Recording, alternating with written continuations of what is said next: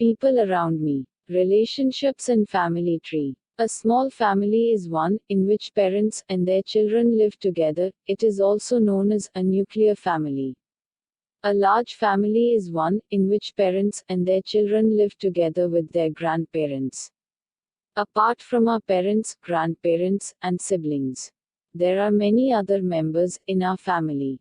The brother of your mother or father is called your uncle. The sister of your mother or father is called your aunt. The children of your uncles and aunts are called your cousins. A family tree tells us how family members are related to each other.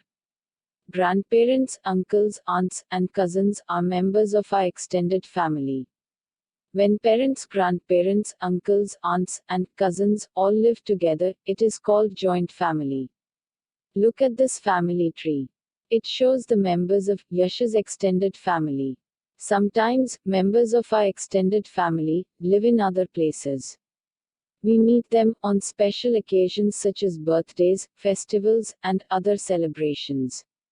Yash lives with his grandparents, parents, and his sister. His uncle and aunt and their son and daughter also live with them. This tree shows how Yash's family members are connected to each other. Thank you. A presentation by Naseem DS.